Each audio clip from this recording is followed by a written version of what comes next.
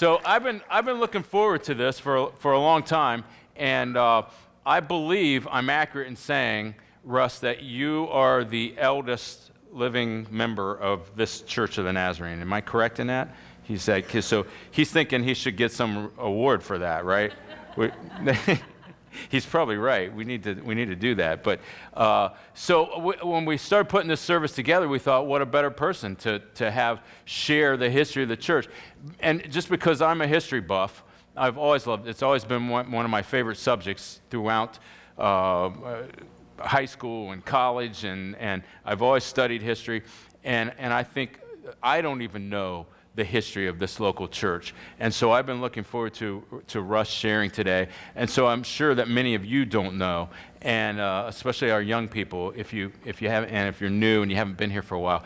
So let's be attentive. Let's hear how God has led the Willard Church of the Nazarene throughout the years and throughout the generations. I think it's going to be a really, really special time together.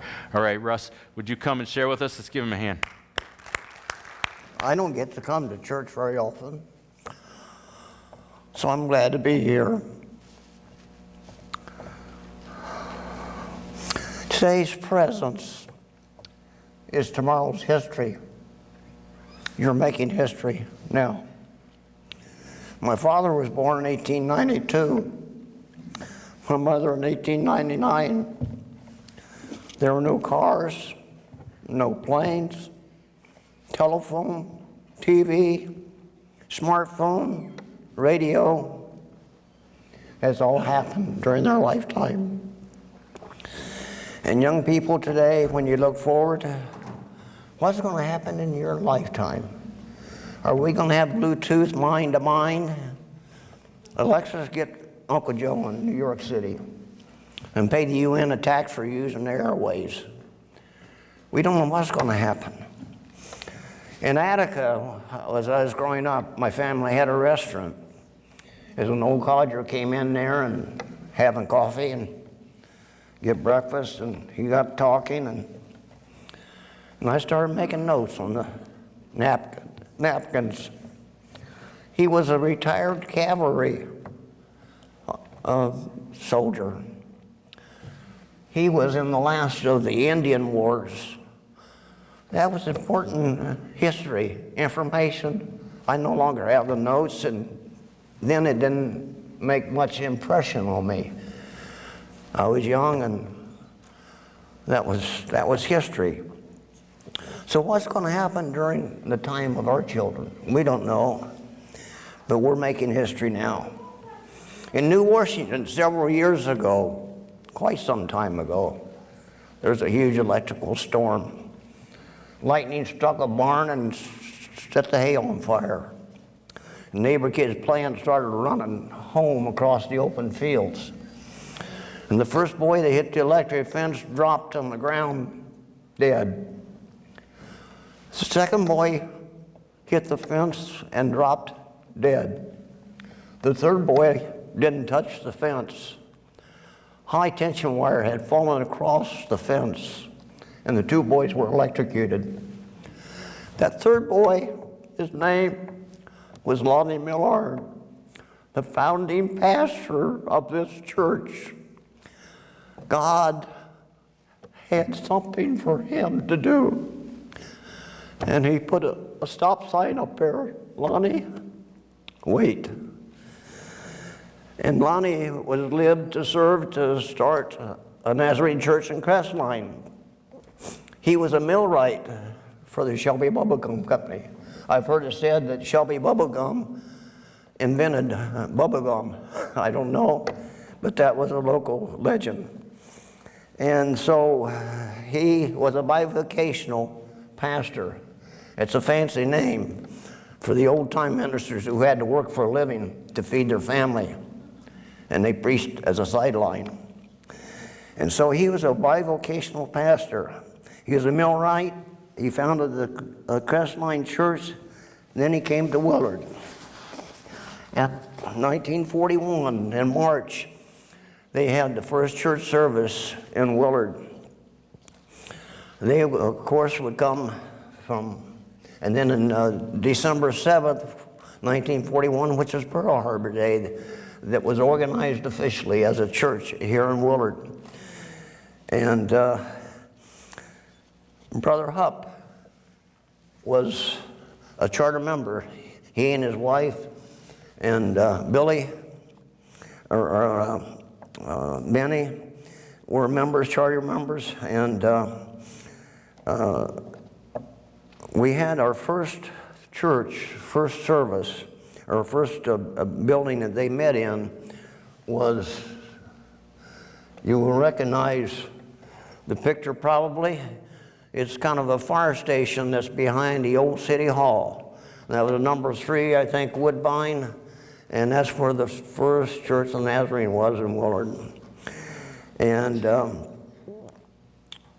the second one was on 103, and that's where I started attending. It was a building that is no longer there. Why do I show you this? History changes things. Our lives change. People change. People disappear. Properties disappear. And we look to the future, and we're making history now. We are making the future.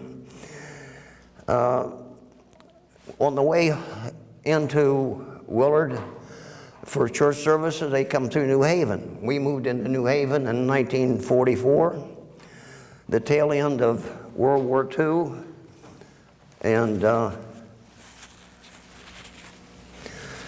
they would stop and pick us up, bring my 2 brothers and myself and my mother to church. And that was where we first attended church. She had a little packet called Sin Sin. I don't know if they even make them anymore. They're little licorice breath mints. They were expensive at the time. I think 15 cents, which is a big price at that time when you can buy a nickel candy bar that's as big as a giant candy bar today. And she'd shake those out, and we'd get a little piece of licorice, which to us was candy. And that was her calling card. That was, the kids all liked Sin Sin. And we came to church. And the third location was in a store building downtown that is still there. The one at Steve's is no longer, it's knocked down, and he has part of a garage there now, I think. But we would go into the doorway. You can see a stairwell. That was an alley, wide enough for a buggy and a wagon, you know, or a horse back at that time in the earlier days. And there was a stairwell built upstairs to the upstairs area, and that's where we entered in and go upstairs to have our worship service. At that time, we had services on Sunday morning, Sunday night, Wednesday night. We had cottage prayer meeting. Have you ever heard of cottage prayer meeting? We'd meet in homes of members, half a dozen, 10 people, and we'd pray all the problems of the church. As I mentioned in the Sunday school class this morning, prayer doesn't change things. Prayer changes people, and people will change things. God depends on you to change things. And sometimes the person that's changed is me. And God knows when to work with people. He knows how to work with people. In those days, the church crawled on their prayer belly. Pearlie Hupp was at the time worked for the B&O. He was a carman, worked in the shop. And they had somebody there that didn't like him, and they attacked him, gave him a hard time. Supervisors are going to fire him. And Brother Hupp went to the supervisor and said, "You can't do this. He has a family." It was at the beginning of the war, after a hard depression that people today don't know about. He said, "He's got a family. You can't do that." That is Christianity in practice. And the guy wasn't fired. So it was people like Brother Hupp that was founders of this church. Reverend Miller finally quit his job and came full-time as a pastor. when we were able to pay him $25 a week. And that's not even hardly the price of a haircut and a tip today. And he came to work for $25 a week. That's the bivocational pastor that he was before he quit his job. At that time, the district owned a tent, an old dilapidated tent that was in shatters. We had a store in our garage, our barn over in Attica. When we dug that out, the ladies came over to our house. They patched the tent, and they fixed it up. In the meantime, we had purchased 2 lots at a sheriff's sale for taxes down in Woodbine, or not, Myrtle and Howard. And we put the tent up and had a revival.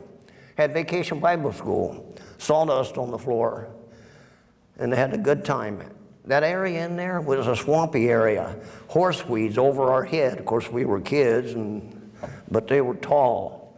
And we had pathways throughout the weeds, like today farmers make in their cornfield and charge you for it. So we had a maze, horseweed maze, that we played in Vacation Bible School.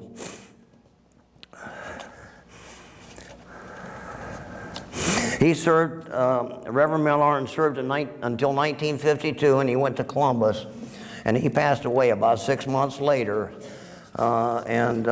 Unfortunately, he had a short service thereafter, but he founded 2 churches, and this being one of them. Reverend Spokane came in 1952. He was seminary trained. He was very dedicated and one of my best friends ever. They were having dinner at our house one time, he and his wife and Ruthie. And she was smart. She made some kind of a brilliant statement. And Reverend Spokane says, "You can tell where she got her brains." And I said, "Yeah, your wife still has all of hers." Well, from that time on, we were joking each other, and good friends. One time he was preaching a service, and I have been known sometimes to doze. I know none of you have that problem during the service. And he made some self-depreciating remark. And I said, "Amen." My wife thought I had waken up at the wrong time and said amen, and I got an elbow in the rib. And Reverend Spokane looked at me and he said, "Now, Russell, there is a time to say amen, and there's time to be quiet." So we had a good time together, and that's the making of history. Another thing that happened in the old church that very few people know about, we started out with a basement, and it was built during the end of World War II when materials were hard to come by. And they had a water problem in the footer, and they dug down in the footer. And they found out that they had an 8-inch foundation. Plans had called for 12, but they were short on concrete. So we had an 8-inch foundation, and we're told that that won't hold a second story. You can't jack up a church and put a new foundation under it. So what did they do? They dug out 4 foot, dug under the footer, skipped 4 foot, dug under the footer, and they poured concrete, 12 inches of concrete under the existing foundation. Once they got around the entire perimeter, they did the same thing. Reverend Spokane and Bill Reed did that one summer. They didn't jack up the church, but they put a foundation under it. So the old church down there had a second foundation put under it by manual labor. And that was to support that second story that they wanted to put on. At the time, my brother-in-law, Irvin Kilgore, my wife's brother, his 2 brothers, Ben and Jerry, were a major asset to this church. And when they built the basement, Irvin worked for Plymouth Locomotive. They let him check in, and he went to work building a church. They approved him working during his working hours at the church. Plus, he worked evenings. Irvin had a farming job, he had a locomotive job, and he had a plumbing business. He didn't have much else to do. But those three men, through all the building programs that this church has had, including this one, was involved. And they didn't overcharge, maybe, and if anything, undercharged. And so they were a great asset. There has been a controversy in times past that they were doing too much and involved in it, and there was some controversy sometime later. But they built the parsonage for $38,000. Now, I don't know how many of you have been in the parsonage and what it's like, but you couldn't touch it, I don't think, for $238,000. So I became a Sunday school superintendent during this time with Reverend Spakeen, and I've served over 40 years, 5 years in Tennessee. We moved down there while Reverend Wilson was pastor. He came in 1963, and during his tenure that we added the annex on there. We had 22 Sunday school rooms, 22 Sunday school classes, and we were running attendance 150 to 170 on a regular basis. And he was very active. He had two sons. Donald became a military chaplain. I think he retired as a colonel. Dave became the general secretary, which is the CEO of the Church of the Nazarene, for a number of years. And he was from this church. So this church has produced leadership over the years. So a donated house was sold, and the money was used to fund the parsonage. And at that time, we went to Tennessee, and then Reverend Wilson left, leaving things in place for the parsonage to be built. And then Reverend Goff came, and he was a short-time person. There was some controversy during that time. We lost many members during that time. At that time, Mary and I were in Tennessee, so we weren't involved in anything. Could not be of any assistance. And one thing during Reverend Wilson's tenure, behind the church, before the annex was built, was a small yard. And I was mowing it out there one Saturday. I had an old lawnmower, and the wheel had a tendency to sometimes get loose. And while it was mowing, it fell off. The bolt holding the wheel fell off, and it dropped down. So, you know, I'm a pretty smart individual. I shut it off. I pulled the spark plug wire off so if in case it stopped under compression, it wouldn't accidentally start. And, you know, I was being smart. And I wasn't figuring on coast. And I picked up the lawnmower and stuck my hand under to get the bolt and fix it. And I heard it hit a rock, and I pulled my hand out, and it was just a bloody mess. And that finger was way over, and I just grabbed it and straightened it up and held it together like that, blood was dripping, and headed to the hospital. And walked up the steps, which was on Howard Street. And a lady passed me, and oh, that's Martha Elliott, if any of you know Martha. And I saw her, I knew who she was, but it didn't register beyond that. And I went through the doors, and she turned around and followed me in. And Dr. Kaufman, an old crudge-budgeon Army surgeon, retired, was the one that attended to me. And he started sewing up. I said, Doc, aren't you going to x-ray that? And he said, well, it looks okay to me. I said, it was awful crooked before I straightened it up. And they x-rayed it, and I had cut the bone and broken it, but I had reset it. And I had done a good job, apparently, at it. The following Monday, I worked for AMF, And as an engineer, I did a lot of field work. And I flew into New York City. I was walking across the machinery above the alleys, above the machine. And I kind of stumbled and ran my hand into the curtain wall. It kind of hurt. But I had a tongue depression on it. It still looked okay. The doctor was on vacation, and when he came back the following month and looked at it and took the splint off, I had a crooked finger. He said, well, I can break it and straighten it up and fix that. I said, well, let's just leave things like they are.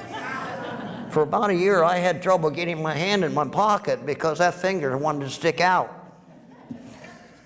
But all because I was trying to save the church a little bit of money. I was mowing the yard, and accidents do happen to dumb people and to smart people. So, but anyway, after Reverend Goff built the parsonage, and he was here only 2 years, 70 to 72, Reverend Hostetler came, and that's when we returned from Tennessee and came back to the church. My wife and I got heavily involved teaching Sunday school. I resumed as Sunday school superintendent. When I got to Tennessee, we moved to March, and we deliberately did not join the church until after the annual elections. We did not want to get involved like we were in Willard again. So we came home on vacation. I left Mary here with her family for a week or so and went back to Tennessee. And the first church service, the pastor came to me and says, Russ, you got to join the church. You've been elected Sunday school superintendent. So I joined the church, and a couple weeks later, Mary joined. And we had good time there. Then Reverend Axtell came. He had served in Sandusky, and he went to San Antonio, Texas. And he was down there a couple of years, and he wanted to come back to Ohio. We chose to invite him. We needed a pastor, and we selected him. And I flew down to San Antonio. That's the cheapest overall package deal. Flew down there and drove a U-Haul back with his furniture, with his family. Steve and Marcia, and the older daughter was still in Sandusky. I found out later that he was preaching holiness a little too holy for some of the local members. And he was personally threatened. And that's why he was kind of anxious to leave San Antonio. And he took the first church that they had an opening in Ohio, which was Willard. And he came here. He was only here 2 years. He had nasal cancer that supposedly was in remission, but it came back. He left here and went to Gallion. He was over there in one service, and then it came back on him. And he had his doctor's appointment, the hospital, and everything else. He was not in the pulpit again in the 6 months that he still survived. During that time, the church progressed. They grew. They got behind the pastor. They did for him what we at Willard would not have been able to do. So God looks out for the church. He looks out for his people. So he was here only 2, but now Steve, his son, stayed here in Willard after he moved to finish graduating that year. This month, he's getting one of several that's getting the annual Outstanding Alumni Awards. He's world-renowned for his puppets. All the famous magicians and famous entertainers has his puppets. He will make one special. They don't come cheap, and they're excellent. I had the opportunity to work with him on a toy project, a toy company out in California for 18 months. I went out there for 2 weeks to set up an assembly line, and it became 18 months. I had to completely redesign the project to make it work. And so Steve was a good friend of mine, and we still are friends. I hope I get to touch base with him when he comes back to Willard for that award. So then Reverend Mays came. He continued in the healing process that was continuing and even continuing today, and helping the church move ahead. He would have probably been here. He would have been here a lot longer if he hadn't had a serious auto accident. Reverend Weiner came in 1985, and he promoted Sunday Night Live, a takeoff from Saturday Night Live, and he used drama and puppets, anything that he could use. He had a drama club and a few others that worked together, and it was a new idea, and the church moved ahead. And we celebrated our 50th anniversary with Reverend Cook. He came, he wanted to build a new church. And at the 50th anniversary, I said, Reverend Cook, call Dr. Greathouse. He's the general superintendent, and he's retired, and he'd be able to come and be the special speaker. And he looked at me kind of funny, and they don't come to small churches like Willard. I said, yeah, I'll call him and ask him. Tell him Russ said to check with him. And he called, and Dr. Greathouse said yes. What Reverend Cook didn't know was when we went to Tennessee, the founding pastor of the Jackson Church was Dr. Greathouse when he was 16 years old. His mother was his church pianist, and which I didn't know other than she was church pianist. Dr. Greathouse at the time was the president of the seminary in Kansas City, and later became general superintendent. And so we visited them because Dr. Greathouse's mother and her sister took care of their mother, his grandmother, who was bedridden. And good Nazarenes visit people who shut in. And we were doing that. And apparently they wrote to their son and said, this nice family from Ohio is visiting your grandmother. So Dr. Greathouse was aware of us. And there's times I had occasion to talk with him and meet with him and Jackson when he'd come home. And so when Reverend Cook called him, he said, yeah, I know Russ, tell him hello, and I'll come. And we had a good 50th anniversary here. The next slide that I wanted to show you here, just as an interest here, the back side of the newspaper that I cut out about the 50th anniversary, some prices of groceries. You want to take a look at those groceries? They're pretty cheap. So things progress. We've had a lot of activities, and set up to do the church here. I served as the chairman of the building committee, and we were talking about getting the church, and we had some outside experts come in that built these fancy churches, and they quoted this sanctuary like this, straightforward, the office and the restrooms, for $750,000, and we couldn't do it. We were in a board meeting, and John Prochi, I think some of you know him, made a stupid statement like, "Why don't we build a pole building?" And I think that's what Reverend Cook thought. He didn't say it. We ended up with a pole building that we have here today that's going to last a long time because we got a good clay foundation here. And we built up this church with the side wings with Sunday school rooms, furnished, the chairs and the altars and all this, and this platform. My brother and I built this platform. My brother and I built that sound stadium back there. The foot, you probably don't know this, Lee, but what you're standing on and sitting on was the tops of tables that had been given to the old church in the basement, and we saw them in two, and they're solid oak, and those are the foundations of that platform back there. They came out of the old church from these old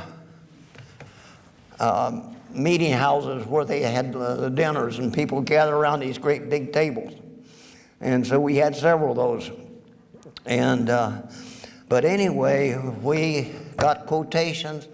Kirkham Building quoted us for the building frame. We went out and I got quotations from several people from all the contractors.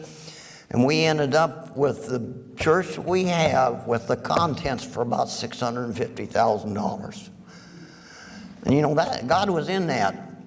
He used me, He used John, He used the other people, and we put our intelligence together. And God used us, and we were obedient.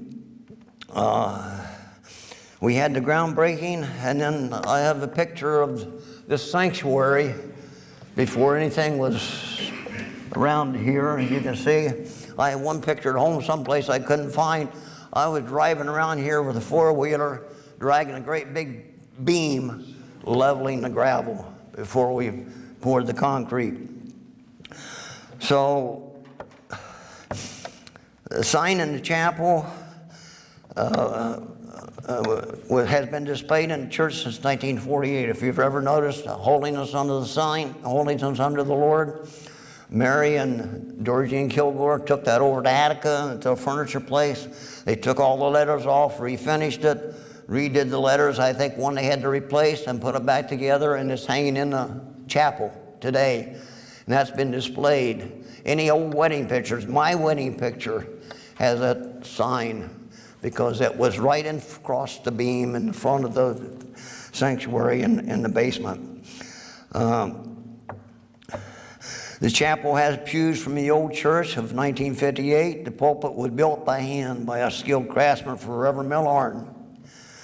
It's received water damage due to drain off from Howard Street, which the city since has replaced by putting curbs in and reporting the storm sewers.